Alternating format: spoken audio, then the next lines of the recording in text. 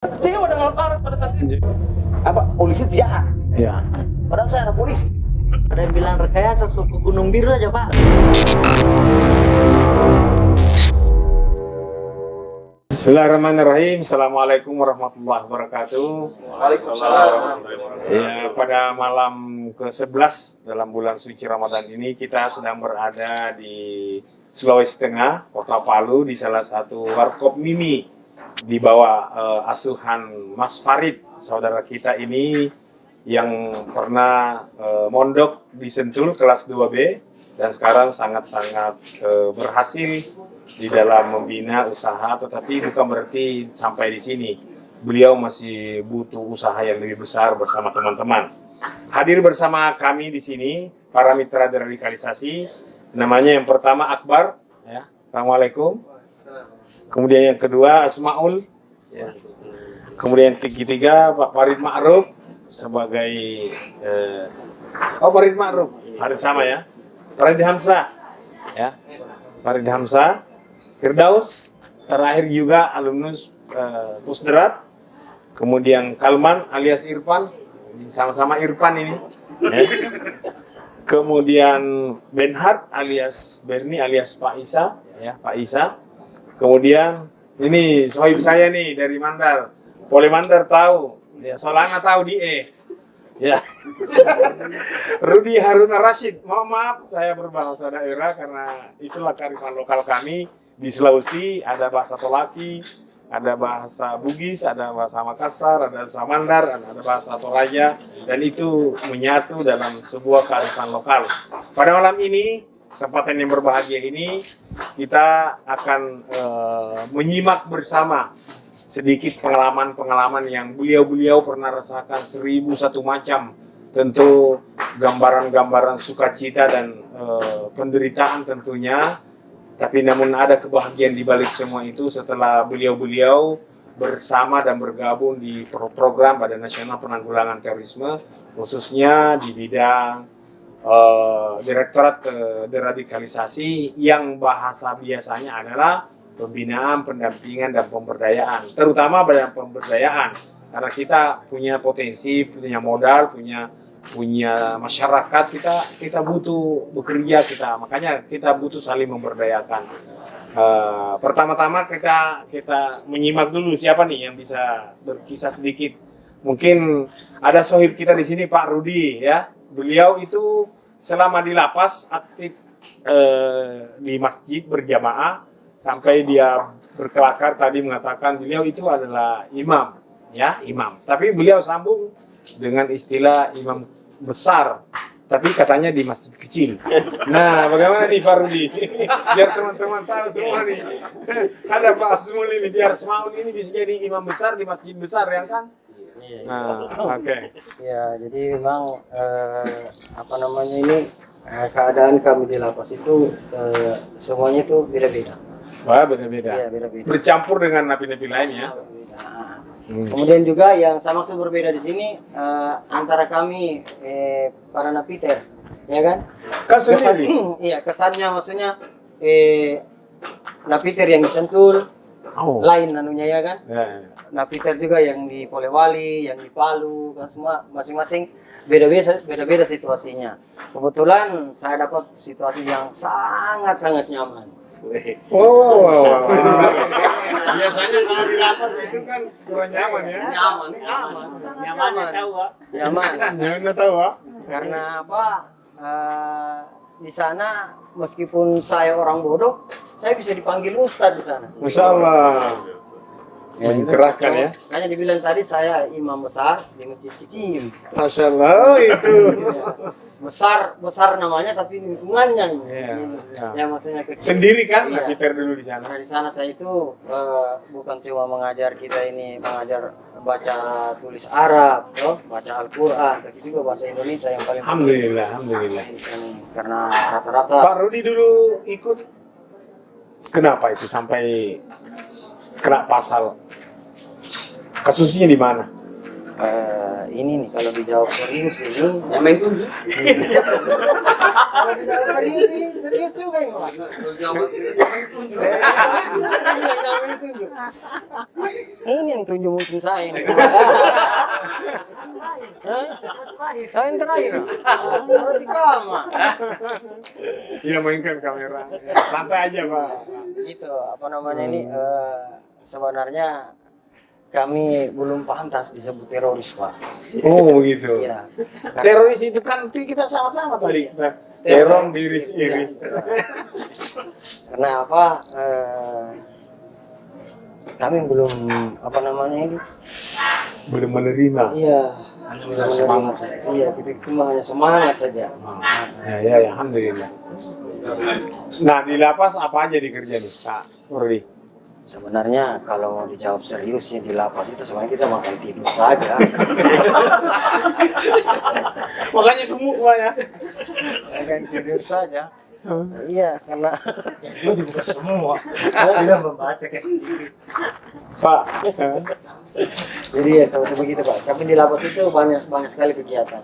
Ya, kalau mau dibilang kita mau serius belajar, kita bisa jadi orang pintar di lapas. Oh. Maksudnya begini Pak. Makanya tidak sedikit ulama-ulama besar itu Iya. menulis tafsir. Ya?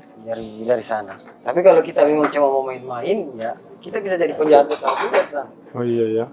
Karena yang masuk pencuri sepeda keluar bisa jadi pencuri motor Pak. Wih. Yang masuk pencuri motor keluar bisa jadi pencuri mobil Pak. Masuk karena pencuri sepeda keluar menjadi sepeda motor. Menjadi pencuri motor. Oh, iya. Dia kan pencuri besar di dalam. Pencuri besar di dalam. Oh. Ya aja deh cara-caranya. Ya ini pembinaan dalam masjid, dalam lapas ini perlu ya. Iya. Pak Kalman Irfan, gimana? Pasalnya berapa dulu? Kenapa sampai di sidang dan sampai diponis? Saya sama dengan CS yang Pak Oh ya. Akbar, Hmm. Pak Daus. Tapi tadi kan Pak Farid bilang jangan main tanju. Masuk itu karena terkait dengan kasus MT. Oh ya, MIT. Ya sudah. Berapa tahun kenanya? Ponis 7 tahun, subsidiar 60. Terakhir di lapas mana? Terakhir di lapas besi. Oh, lapas besi. Ya, besi semua di dalam. Iya, di dindingnya itu besi. Di dalam. Sekarang gimana usaha apa di masyarakat dengan Sekarang keluarga? Saya sekarang lagi pembibitan rica. Wah, Di Richard. Ampang. Alhamdulillah. Oh, di Ampana. Ampang. Kalau Mas Asmaul? Jadi termasuk kasus kurir. Oh, kurir kurir. di Palu. Sempat ke Gunung Biru nggak? Belum. Belum sempat. Saya di bawah.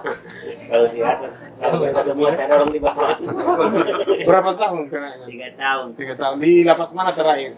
Dapat dari besi juga. Oh, besi juga ya. Dari putih batu baru besi. Oh, keliling di NK ini, Nusa Kembangan. Sekarang apa kegiatan?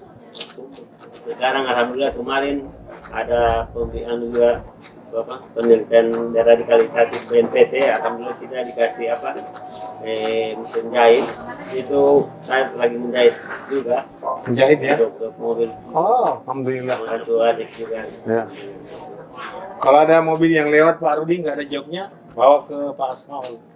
Ya? Bisa Vespa. Iya kan sadarnya kan? Kalau Mas Farid, Maruf, Saya terlibat di yang berapa lama kenanya? 5 tahun setengah. 5 tahun terakhir di lapas mana? Oh, Petobo. Oh, iya. Sekarang kegiatan di mana? Tinggal di mana Pak Farid? Oh, Sigi. Ya. Kerja apa sekarang Mas Farid? Oh, kebun. Tanam apa? Jagung. Wah, keren itu. Ya.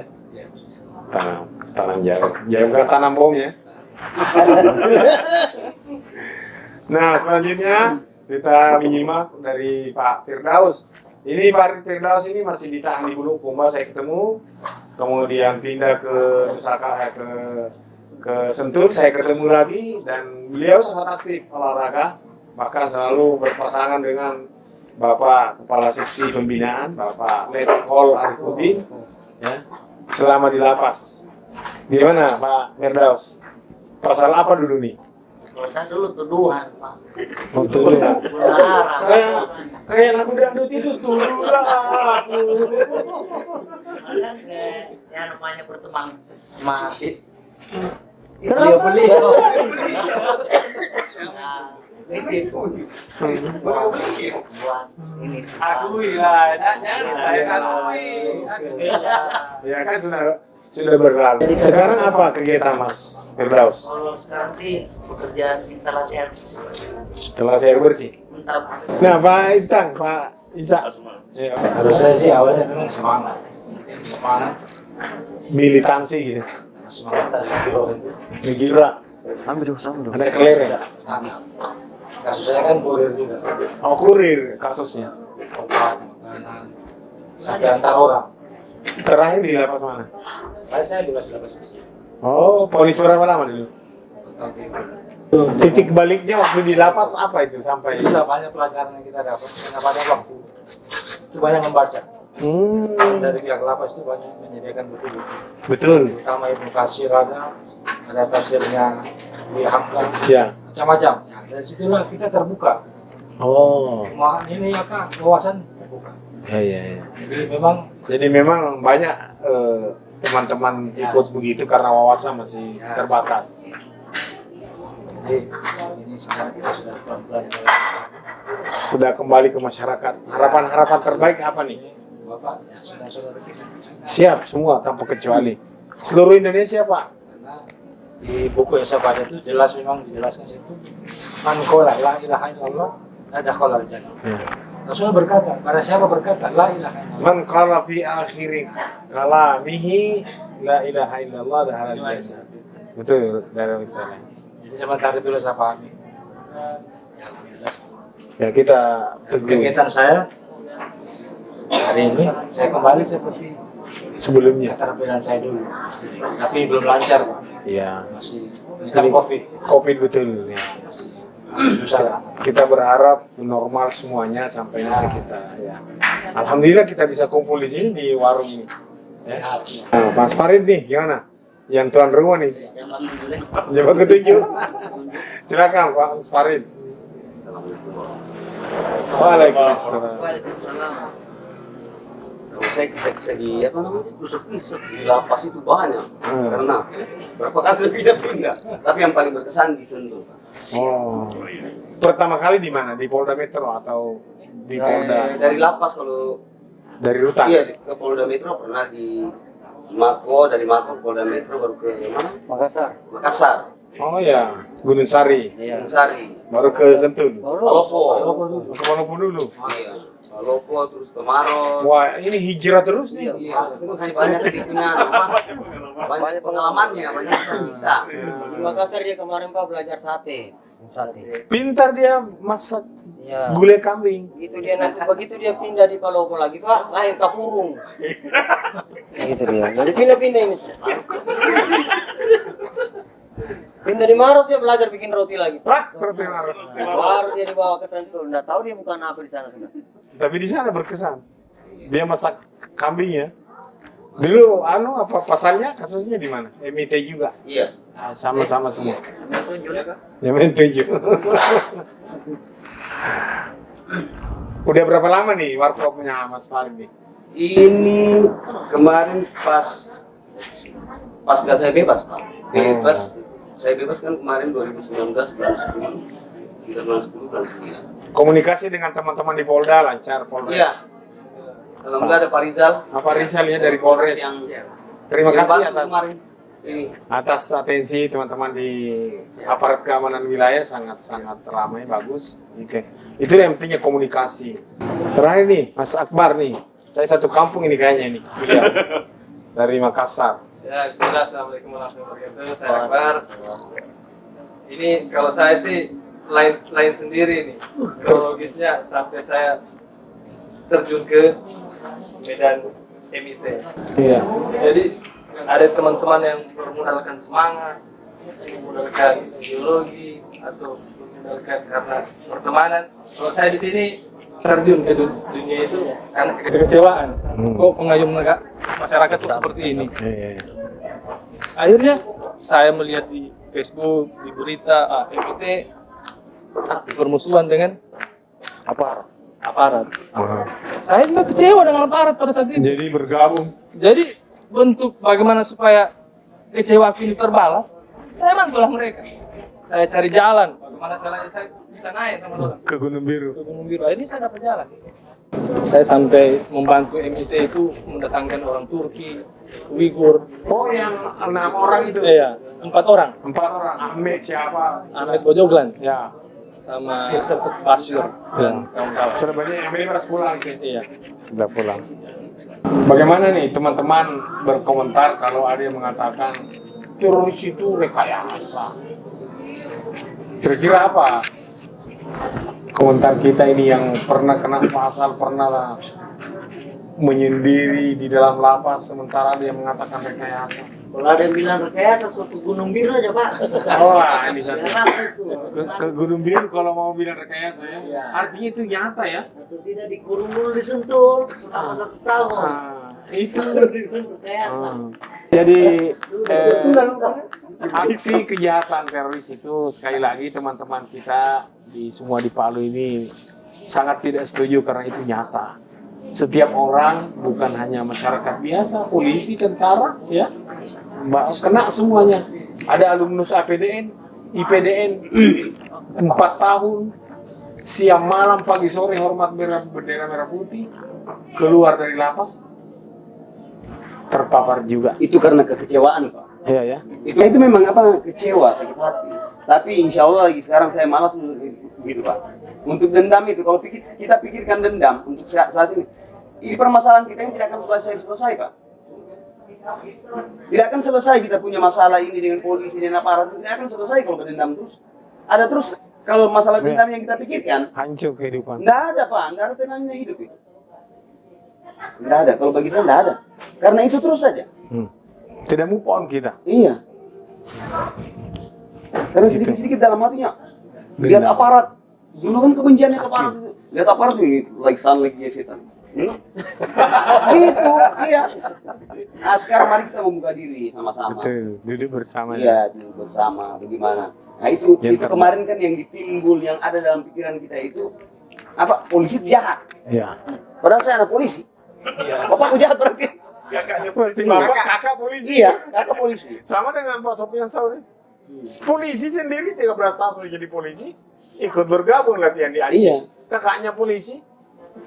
Itu karena ada ini kan, Iya, ada Sofian kekecewaan. Sauri. Betul. Jadi bukan karena lembaganya, tetapi karena oknum dan pribadi-pribadi orang tingkat emosinya yang berbeda-beda. Iya. Darah muda kan pada waktu itu kan. Kalau sekarang kan kita untuk anu gitu meski sudah karena usia kan, Iya. mulai lebih bagus kita merangkul. Kita berpikir dewasa. Iya. Jadi begini, bisa kita dapat pelajaran bahwasanya seorang Pari dan teman-teman semua ini bukan orang yang tidak cerdas. Mereka adalah orang-orang cerdas. Dulunya dia racik itu serbuk dengan paku. Ya. Sekarang beliau racik kurma dengan madu dan semua madu ya, manis dan rindu ya. Kurma. Ya. Jadi itu yang membuat kita sehat. Ya. Ini pelajaran buat kita semuanya. Setiap kita memiliki potensi, tetapi itu harus kita kembangkan. Ya. Saya kira begitu ya. Terima kasih atas segala perhatian obrolan kita, dan obrolan ini akan terus berlanjut. Kita sampaikan pesan-pesan damai kepada masyarakat bahwasanya setiap manusia itu butuh penghargaan, butuh rindu dengan damai. Tidak ada kaitannya dengan agama. Orang yang tidak beragama saja rindu yang namanya kedamaian. Indonesia aman, Indonesia damai. Bersama cegah radikalisme.